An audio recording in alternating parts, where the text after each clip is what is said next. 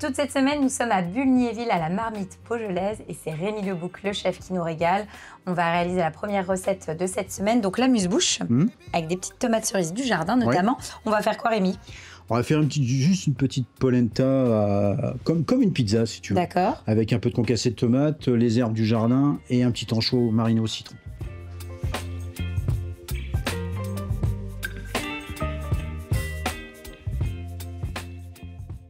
Donc Rémi, pour notre amuse-bouche, on commence par quoi? Donc j'ai démarré une polenta, oui, que j'ai refroidie, je l'ai étalée au rouleau. Polenta avec des choses dedans? Ouais, j'ai mis un peu de thym citron et un peu d'oignon grossier pour que ça apporte un peu de mâche. D'accord. Donc on va faire 4 emporte-pièces, tu vois, comme ça. Et puis à côté, moi, j'ai chauffé un peu le concassé de tomate que j'ai fait ce matin. Oui. On va la réhydrater légèrement. Donc tu as simplement...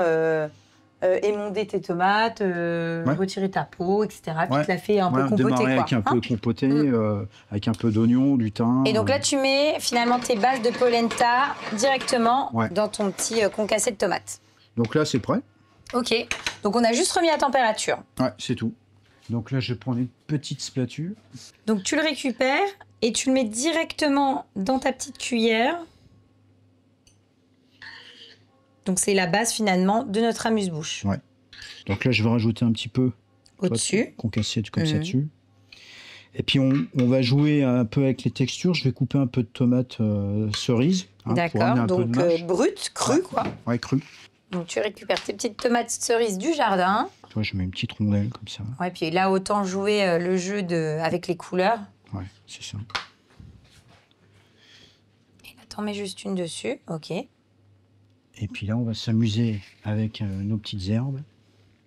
Donc là, on a fait du persil plat, pareil, du jardin. Hein, comme tu le sais, je suis un chef qui fait énormément dans le jardin. Donc, et puis là, on va mettre un petit peu d'anchois mariné au citron que j'ai fait il y a 2-3 jours. Que tu mets au-dessus. Ouais. Et puis là, notre amuse-bouche sera prêt. Ok, ouais, donc c'est relativement rapide. Finalement, le plus long, c'est le concassé de tomates. Ouais, c'est ce qu'il y a de plus long. Mais bon, après, quoique, tu le lances puis tu l'oublies pendant qu'à la limite, tu le laisses compoter, tu fais ta polenta. Ouais, on peut faire ce qu'on veut, hein. On peut la parfumer avec d'autres herbes. Oui, toi, t'es parti là-dessus. Moi, je suis parti là-dessus, mais tu sais, c'est toujours la même chose. Moi, la cuisine, on fait comme on veut. Oui, c'est une base et après, on fait ce qu'on veut. Eh bien, on va la goûter, cette petite cuillère. Plaisir. Avant de goûter, je vais rajouter un petit peu de coriandre aussi, pour amener un peu de fraîcheur. Donc, hop, tu rajoutes un petit peu de coriandre du jardin. Donc, tous les aromatiques, nous, viennent du jardin. Il y a beaucoup de choses qui viennent du jardin. Bon, c'est vrai que je travaille avec un maraîcher qui s'appelle Monsieur Defrin, c'est Récourt, qui est super. Donc, quand moi, j'ai pas assez, bah, lui, il complémente ce qui me manque, quoi. Hein. Bon, eh ben, on va goûter. Avec plaisir. On y va, on goûte.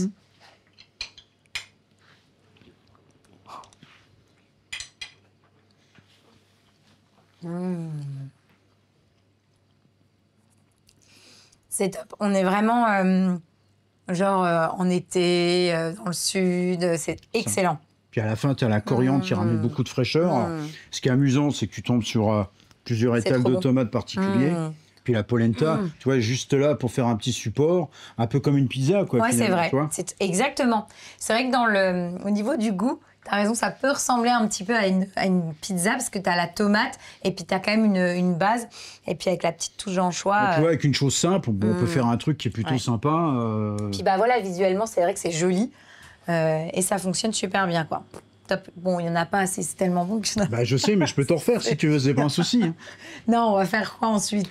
Alors après, on va faire une entrée. Alors c'est un petit hommage à la belle famille du côté de mon frère, parce qu'ils sont d'origine espagnole. D'accord. Donc on va faire, alors j'espère que je vais bien le prononcer, on va faire un ajo blanco. Okay. Donc c'est une soupe froide au lait d'amande. Hein, pas au lait d'amande, si au lait d'amande, on peut dire lait d'amande. Donc je vais vous montrer comment on fait une soupe froide au lait d'amande, parce qu'ils sont d'origine un peu de Séville. Et moi je vais l'associer avec des petits encornets. Ah, trop bien. Des lamelles d'encornet. Alors, nous, on a eu beaucoup d'ail des ours.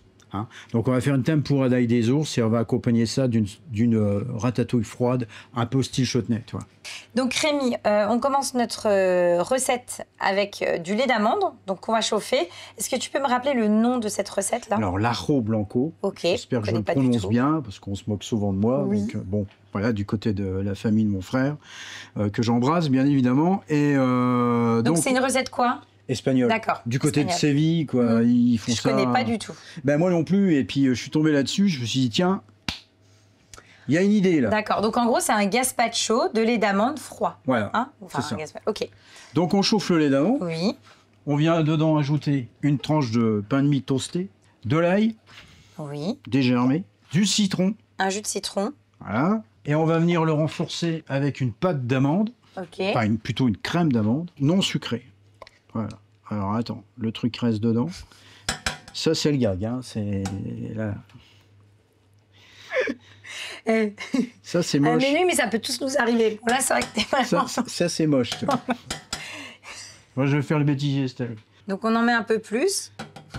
Mais alors, on fait ça pour renforcer le goût de l'amande? Ouais, c'est ça. Parce que si tu veux, le lait d'amande... On ne sent pas vraiment... Ouais, pas vraiment. Et alors, il faut que tu penses quand même que tu as l'ail qui va venir se renforcer à froid. Hein. Le pain de mie qui va donner un bon goût de pain à tout ça. Tu as le citron qui va venir contrer... oui, le côté un peu doux de l'amande. Et puis, tu as de l'huile d'olive qu'on va rajouter aussi avec un peu de piment d'Espelette. Oui, donc on en met pas mal, là. Oui, oui. Voilà, j'ai mis à peu près un quart du pot. Pour combien de lait d'amande? Bah, pour 1 litre de lait d'amande. Ok, ça marche. Hein. Donc là, on va laisser tranquillement chauffer. La première ébullition, on arrête. Oui. Et on passe ça au Thermomix. D'accord, on va mettre un peu d'huile d'olive, du sel, du poivre, du piment d'Espelette. Ça marche. Ok. Pendant que ça cuit, on s'occupe d'autre chose? On va faire la tempura qui est destinée à cuire les lamelles d'encornet. Ok. Donc là, c'est tes encornets. Donc tu vas les découper. Assez finement. Ok.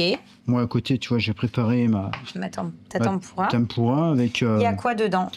On a eu pas mal d'ail des ours cette année, donc on a eu un petit peu de stock là-dessus. Donc, bon, moi, en l'occurrence, je mets le coulis d'ail des ours. Je mets de la farine, de la maïzena.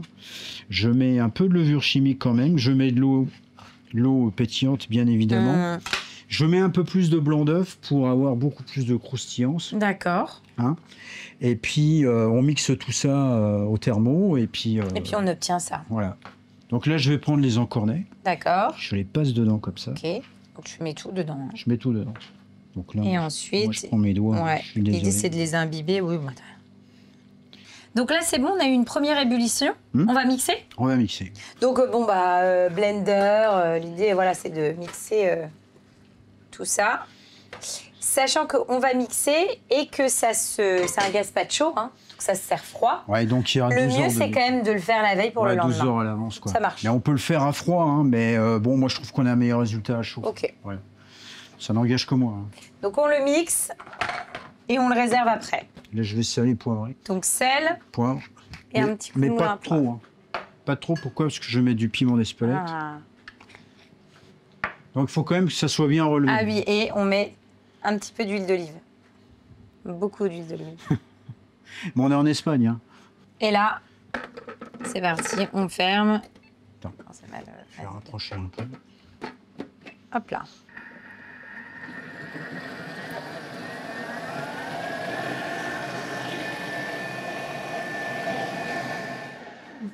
Donc là, c'est bon. Donc là, on débarrasse et on réserve. Bon, moi, je vais aller plus vite parce qu'on a une cellule de refroidissement. Oui, puis exactement. Mais en tout cas, à la maison, on le prépare avant. Ouais. Donc on réserve ça et on s'occupe de nos encornets? C'est ça. Donc on les enrobe bien. En fait, tu les enrobes, mais après, il ne faut pas qu'il y en ait trop non plus. Hein, Non, on en met 5-6 par personne, quoi, tu vois. Okay. Finalement, c'est une recette, là, on l'a faite en entrée, on peut la manger pour l'apéro. On peut faire ça. Tu sais, tu fais tu te mets ton petit gazpacho dans une verrine avec ton encornet. Hein, ça peut. Ça peut, mais bon. Il n'y en a pas assez. C'est comme la première recette, c'est ça? Ouais, peut-être, mais.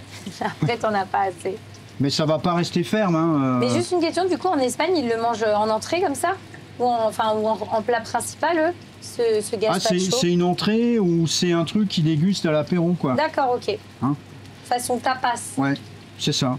Donc là, on va terminer la cuisson de nos encornets et après, on n'a plus qu'à dresser et à goûter. Donc pour renforcer le goût, j'ai mis un peu d'ail déshydraté. Donc ça, c'est de l'ail des ours mixé et déshydraté. Hein. Ouais, c'est ça. Ok. Donc là, je vais mettre un peu de ratatouille froide. Alors comment je fais moi ma ratatouille? Oui. Je cuis tous les éléments que je poêle à part.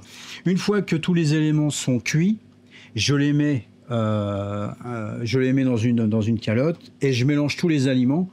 Et c'est la tomate qui va lier la ratatouille. Okay. D'accord. Sauf que cette tomate, elle est faite comme un chutney, vinaigré, sucré, avec un peu de citron et des capres. Okay. D'accord. Donc là, je prends quelques morceaux L'encornet chaud. d'encornet chaud. Donc on est vraiment finalement aussi sur une recette chaud-froid. Ouais. T'en comptes combien? 3 encornets? 4 par personne. Et ensuite, donc ta fameuse, comment ça s'appelle? L'ajo blanco. L'ajo blanco. Donc là, tu vois, j'en mets un peu autour, comme ça.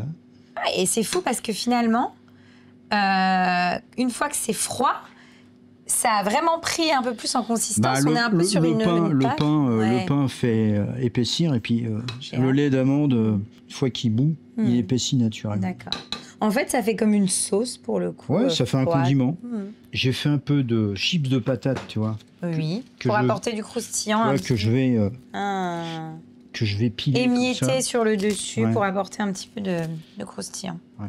Voilà. Et puis je termine juste avec un peu de ciboulette du jardin. On est dans l'ail. Restons-y. Et donc on rajoute quelques petits yeux d'huile d'olive. Voilà. Et après, on goûte. Voilà, monsieur. On y va, on goûte? Bah écoute, moi je suis prêt. Bon. Hein. Bon, bah moi aussi. Hein. Je t'attendais, hein, Rémi. C'est vraiment top. En fait, c'est rigolo parce que t'as quand même l'ail des ours qui apporte du peps pour le coup à ton encornet. Et c'est vrai que la petite ratatouille est excellente. J'aime bien, moi, cette idée chaud-froid. Et c'est vrai que c'est super bon. Ce lait d'amande qui est là pour adoucir, mais en même temps qui apporte du peps avec le piment d'Espelette, etc. Qui condimente, quoi. Exactement, exactement.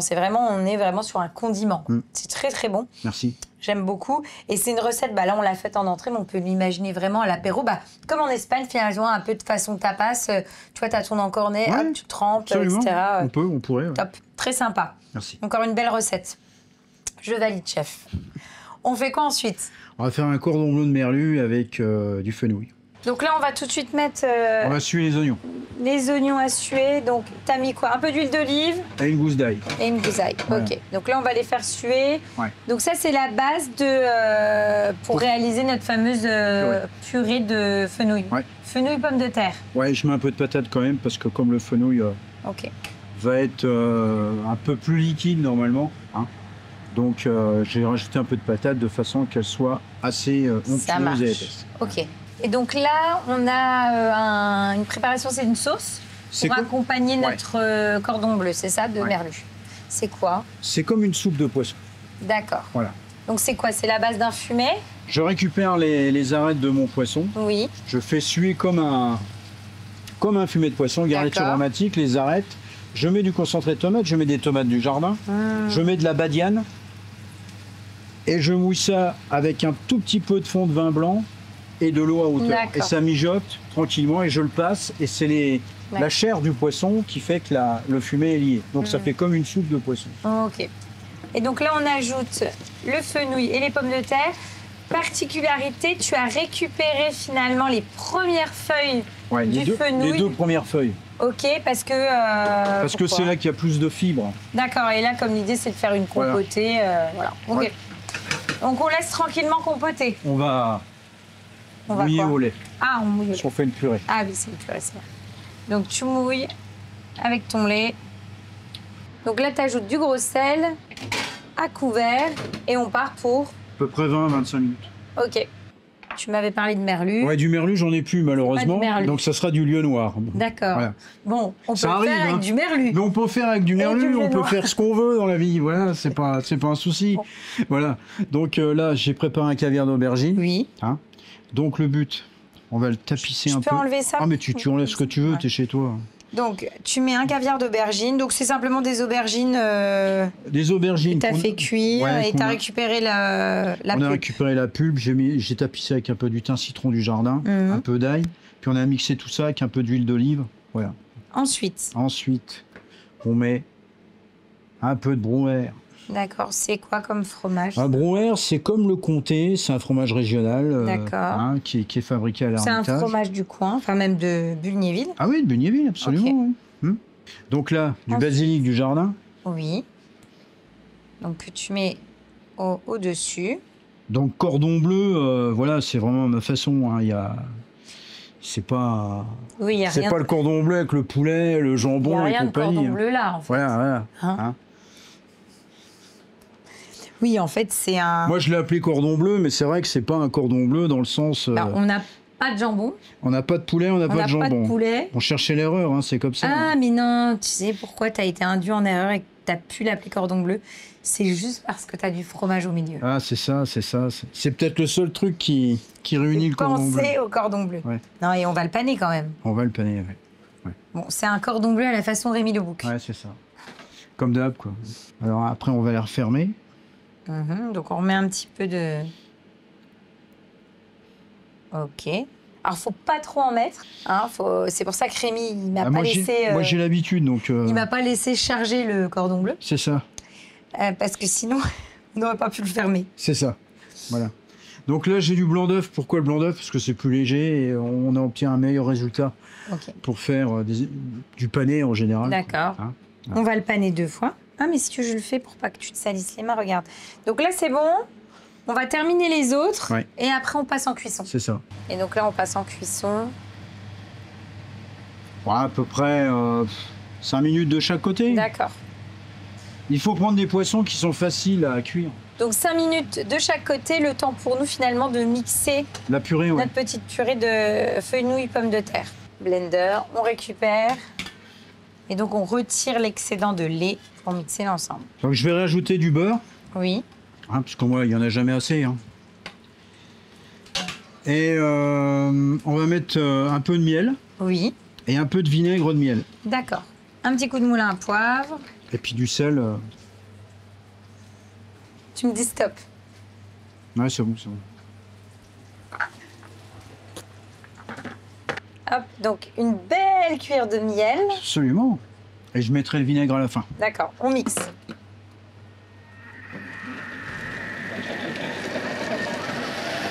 Donc là, on va terminer notre petite purée. On a notre fenouil à assaisonner. Ouais. Et on termine la cuisson qui est quasiment terminée. On dresse et on goûte surtout. Donc, tu mets un petit peu de purée de fenouil. Ça sent trop bon. Tu ajoutes ta salade fenouil agrumes. Donc là, on retrouve vraiment le fenouil en 2 façons. Ouais. Ensuite, tu ajoutes donc ta fameuse sauce. On va dire une soupe de poisson. Soupe de poisson, ouais. Voilà. Et ensuite, on met nos fameux cordons bleus de la mer. Oui, tu fais bien de préciser la mer. Donc là, je mets un peu de suprême de pamplemousse pour faire un petit rappel. Top. Et on goûte. On y va, on goûte. En tout cas, c'est très gourmand, comme ça, visuellement.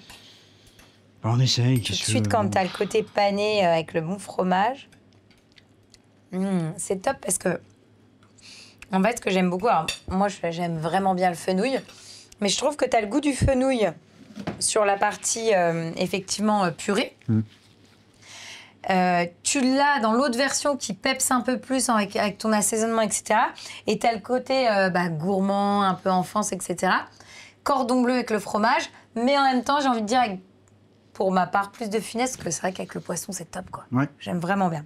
C'est une belle recette, Rémi. Merci. Ensuite, on fait quoi? Ensuite, on va faire une caillette de cochon. Moi, ce que j'ai commencé à faire, c'est de faire ma joue de porc confite. D'accord. Donc, dans de la graisse de canard. Donc, je l'ai assaisonnée, je l'ai fait mariner et je l'ai cuite dans de la graisse de canard pendant toute une matinée, tranquillement, 80 degrés, ça bloute tranquillement. Voilà. Ok. Hein, donc, après, pour faire la caillette de cochon... qui est une spécialité ardéchoise. D'accord. Voilà. On prend uniquement de la poitrine de cochon. Tout ça, on va le passer au hachoir, donc avec le foie. On a fait une réduction échalote, oignon au porto. Une fois que tout ça est mélangé, nous ajoutons un peu de moutarde à l'ancienne, de la chapelure, de la muscade, du sel, du poivre, un peu de piment d'Espelette. La caillette ardéchoise, c'est juste ça. Ok. Il n'y a pas, normalement, on ne l'ajoute pas. Donc on prend de la crépine parce qu'on va la façonner. Hein, donc tu la coupes. Ensuite, je prends ma louche, tu vois. Ah, tu t'aides d'une louche pour la façonner. Voilà. Ah, c'est malin ça. Tu la tapisses au fond. Moi, j'ai pris un peu de sauge du jardin. Oui. Je mets au fond. D'accord. Ça, c'est la première partie. Ok. La deuxième partie, donc on met un peu de farce. Ok. Notre farce qu'on a préparée en amont. Oui. Après, on prend un morceau de joue que je vais couper grossièrement en cubes pour qu'il y ait un peu de mâche à l'intérieur. Donc, j'en mets un morceau. Oui, tu veux vraiment qu'il y ait de la mâche, quoi. 2 morceaux. Ok. Je remets un petit peu de farce. Donc là, comme on fait de la côte de blette, oui. Le verre, moi, je l'utilise et je le mets à l'intérieur. Il est juste blanchi. D'accord, juste blanchi. D'accord. En amont, les feuilles. Et là, je remets encore un peu de farce pour refermer. D'accord. On va dire ma boulette. Je prends la crépine et ensuite, tu la... Et je referme. Voilà. Bah, je trouve que le fait d'utiliser ta petite louche, là, c'est une bonne idée, je trouve. Bah après, tu peux tout faire. Ça te permet de la façonner tout de suite et de ne pas être là avec ta main, etc. Après, tu la retournes. C'est une bonne astuce, super. Et là, voilà, en définitive, ça se termine comme ça. Enfin, voilà. Oh, c'est une cuisine, enfin, on va dire que c'est une spécialité qui se rapproche vraiment des Vosges, quoi, hein, parce que c'est du cochon. Dans les Vosges, on aime bien le cochon, quand même. C'est vrai. Puis on est sur une recette qui est très gourmande. Enfin, voilà, on est... OK. Donc ça, c'est bon. On les passe en cuisson? Oui. Alors, on va mettre cuisson au four à 180. D'accord. À peu près 1 heure, 1 heure et quart. Donc, on va pas attendre qu'elle cuise. Hein. Celle-là, tu vas les réserver. Tu en avais préparé d'avance. Ouais. Donc, après 1 heure et quart, c'est ça? À peu près. Ça donne ça. Ouais. Voilà. Donc là, elles sont cuites. Et nous, on va déguster celle-ci. Oui. Donc, pendant ce temps, on va préparer notre carbonara de blette, c'est ça? Un carbonara entre guillemets. Hein. Oui, mais bon. Une carbonara vosgienne, hein, j'entends bien. Une carbonara à ta façon. Ouais, enfin, si on va dire la carbonara qu'on peut faire à la maison, enfin, à mon avis, 90% des gens la font comme ça. Hein, ok. Mais, ouais. On va sur le chaud? Ouais. On met un tout petit peu d'huile d'olive. D'accord. Ouais. On peut y aller. Donc c'est bon, on met nos petits lardons. Donc là, je parlais de lardons, mais on est sur quel type de lard, là? Bah, une poitrine fumée, mais un peu cuite quand même, quoi. Hein, donc, un vrai lard qui vient des Hauts-de-Vosges. Donc là, c'est bon, hein, on a déjà les lardons qui sont en train de caraméliser. Et donc là, on va crémer, c'est ça? On va crémer. Vois avec la crème, donc c'est pour ça que je dis que tu vas crémer. C'est pour ça que je dis carbonara, mais c'est une carbonara vosgienne. Hein. Oui, on précise. Parce que pour les puristes, la carbonara, c'est pas du tout ça. Non. Hein, voilà. Bon, alors, on va dire plutôt lardon crème, quoi. Voilà. Et donc là, on laisse? On laisse mijoter. Tranquillement? Ouais, on va dire 10 minutes, même pas. D'accord. Hein. Et on ajoutera les côtes après. Donc là, tu vois, ça s'est réduit. Je vais rajouter le bouillon de poule et ça va continuer de cuire 5 minutes. Donc là, c'est bon, hein, ça a un petit peu réduit et ça s'est concentré. Donc là, on va mettre le parmesan. Ok. On va saler, poivrer. Sel et poivre. Et là, on va ajouter nos côtes de blette. D'accord. Je les donne? Ouais. Ça. Donc, côtes de blette que tu as juste blanchi. Hein. Attends, je mets tout? Attends, je vais t'aider. Oui, tu mets tout. Et donc là, on va lier comme si on faisait une béchamel. D'accord. Avec ce qu'on appelle de la sauceline. Tout le monde trouve ça dans le commerce. Merci, Valentine. De rien. Et donc là, tu rajoutes de la sauceline pour finalement lier, comme tu l'as dit, un peu comme une béchamel. Ouais. On n'a plus qu'à dresser après? Ouais, on n'a plus qu'à dresser. Moi, j'ai juste fait le petit jus de cochon qui va bien. Et je le termine avec un peu de lapsang souchong. Donc c'est trop bien. Du thé fumé. C'est ce que j'allais dire. Voilà. C'est un conseil que je donne aux gens. Quand vous voulez donner un goût fumé, achetez du lapsang souchong. C'est une bonne astuce finalement pour apporter ce goût de fumée, mais à travers un produit hyper sain et naturel, sans protéines, sans quoi que ce soit. Les thés sont une très bonne alternative pour donner du goût dans une sauce, dans une préparation. Moi, je m'en sers énormément. Donc c'est parti, on dresse. Donc dans des assiettes bien noires. Donc tu mets une cuillère de carbonara. À ma façon. Hein. Voilà, oui. Donc effectivement, ce que tu disais, hein, ça a épaissi comme une béchamel. Ensuite, tu récupères ta caillette. Tu vois, je mets dessous. Et après, donc le fameux petit jus de cochon pour accompagner cette caillette. Puis là, je termine avec une petite chapelure maison. C'est une chapelure de quoi? Ouais, c'est juste un peu de poudre d'amande. D'accord. Avec du panko, un peu de beurre, et puis tu mélanges les deux, tu les fais gratiner comme ça au four. Donc ça te fait une petite chapelure croustillante. Oui, l'idée c'est d'apporter du croustillant. Et là, le plat est fini. Eh ben, on va goûter. Eh ben, on goûte. Ça a l'air gourmand. Ah, excellent. Donc on découvre. Tu vois, moi là, j'ai récupéré avec les petits bouts de blettes, les feuilles de blettes qu'on découvre. Bon, faut aimer le cochon, quoi. Non, c'est excellent. C'est vraiment très, très bon. Alors, moi, j'en avais déjà mangé de la caillette. D'accord. Elle était beaucoup moins bonne que celle que tu viens de faire. En fait, je la trouve vraiment très raffinée. C'est excellent. Et on est vraiment dans une recette tradie, mais j'ai envie de dire revisiter à ta façon, comme tu sais très bien le faire. Et c'est vrai que ce qui est sympa aussi dans cette recette-là, c'est qu'on utilise la blette en deux façons. Et on a vraiment ce côté gourmand qui est là et qui, voilà, ça fait plaisir, quoi. C'est une belle recette. Merci Valentine. On va terminer avec un dessert. On va terminer le dessert. Donc nous, on est en pleine période de la Mirabelle, donc on va faire une Mirabelle Melba. Donc on commence par quoi, Rémi? Donc là, on va faire un granola. D'accord. L'idée, c'est de ramener un petit peu de croustillant dans ton dessert. Donc t'as mis quoi dedans là? J'ai utilisé les fruits secs que j'avais. Pain, je vois, et noisettes. Ouais, et puis il y a des flocons d'avoine. Et flocons d'avoine. Et t'as mis un petit peu de miel, c'est ça? J'ai mis une bonne cuillère de miel. Ok. Et puis de l'huile d'olive. Tac. Voilà. Tiens, je vais récupérer ça. Après, on peut le faire ce qu'on veut. Hein. Voilà. Donc, on va l'enfourner. 190 minutes. J'ouvre. Oui. Dans l'eau. Ouais. Dans ce sens-là. Hein. Oui. Donc, c'est parti. Hop. Et là, on part pour 10 minutes. Oui. Ensuite, on s'occupe de quoi? Donc, on a fait une crème pâtissière vanille verveine. D'accord. Et pour avoir la crème diplomate, normalement, on rajoute de la crème fouettée. Ok. Mais comme moi, je veux le faire au siphon... On n'a pas besoin. Enfin, alors, je vais délayer ma crème pâtissière avec la crème liquide. D'accord. D'accord? Pour avoir quelque chose d'onctueux. Donc, on va d'abord la délayer avant de la mettre au siphon. Donc, je vais la mixer après. Donc, on va la mixer au mixeur plongeur. Ouais. Tiens, je te branche si tu veux. Oh, bah ça. Et on l'a. L'idée... Le fait de faire ça, c'est quoi? C'est tu vas l'alléger, en fait. Tu la détends déjà. Et après, tu apportes cette fameuse... ce côté un peu... Le siphon va faire le reste. Donc là, la crème, elle est bien. On va la mettre en siphon. Ça marche.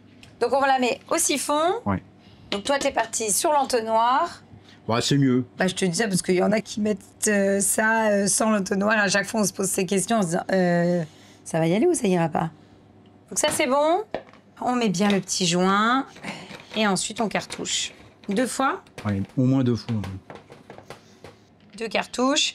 On a nos mirabelles, notre granola, notre siphon. Ouais. Et on n'a plus qu'à dresser, c'est ça? C'est ça. Et on goûte. Donc, on y va, on dresse. Donc, ah bah, je croyais que tu allais en mettre au fond un peu de granola, non? Calme-toi. Tu m'avais pas dit ça? Calme-toi. Je viens de le goûter, il est trop bon. Mais je sais bien. Du coup, je vais en mettre par étage. Donc là, tu nous as mis des mirabelles. Une marmelade de mirabelle juste... compotée. Mais juste à première ébullition. D'accord. Pratiquement pas de sucre. Ok. Tu me dis stop, hein, le granola. Voilà, mais tu les miettes plus fin. Voilà. Ok. Voilà. Encore? Ouais, voilà. Ah, très bien. Donc mirabelle, enfin compotée de mirabelle. Puis finalement, c'est vrai que je trouve que c'est un dessert, là, c'est assez rapide en soi. Hein. Hop, voilà. Ensuite, qu'est-ce qu'on met, Rémi? Le sorbet. D'accord, donc sorbet mirabelle. Ouais. Bon, classique, il n'y a rien de dingue là-dedans. Tac, au milieu, donc un petit sorbet mirabelle. Juste une question, dans ta marmelade de mirabelle, on t'appelle ça comme ça, ta compotée, t'avais mis du sucre? Non, presque pas. Ah, ok. Moi, je suis comme toi, j'ai horreur du sucre. Notre fameux... je sais pas, t'appelles ça comment? Une mousse? Une crème diplomate. Crème diplomate. Que tu mets donc... En fait, tu recouvres... Ça a l'air d'être fou. C'est pour ça que j'ai mis une feuille de gélatine. Parce que ça te permet aussi du fait qu'il fait chaud. Tu vois, de maintenir quand même... Que la mousse... oui, se tienne quand même. Ouais. Pour casser ce goût de mirabelle qui est doux, moi j'ai fait des pickles de mirabelle. C'est pas vrai, excellent. Donc, principe pickles classique, quoi. Vinaigre, eau, moi je mets un peu de vin blanc dans mon Donc, tu as dénoyauté ta Mirabelle et tu la mets dans ta préparation à pickles. Alors, avec du poivre rose. C'est vraiment pour apporter le peps, quoi. Ouais. Donc là, on va remettre un petit peu de granola, s'il te plaît. D'accord. J'en mets au-dessus. Ouais. Mais un petit peu. D'accord, vraiment très léger. Et puis là, je viens terminer avec, moi j'appelle ça les petites tuiles empreintes. Alors, ça, c'est la petite tuile déco, quoi. Ouais, tuile déco avec un petit appareil à tuile complètement classique que tout le monde peut faire à la maison. Génial. Voilà, quoi. Eh ben, on va goûter. Ça a l'air trop bon, Rémi. Bah, j'espère. On y va? C'est très beau. Hein. On n'ose pas toucher. Mais si, il faut toucher. Bon, je casse.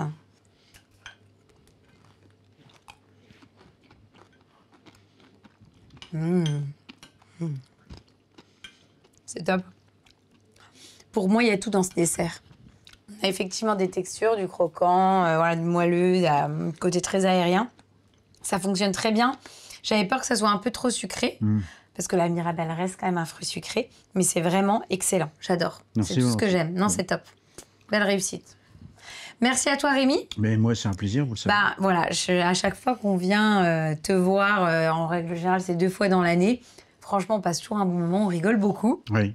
Mais on bosse beaucoup. C'est le but de la vie. Voilà. Et en plus, on se régale, donc à très vite. Merci à toi.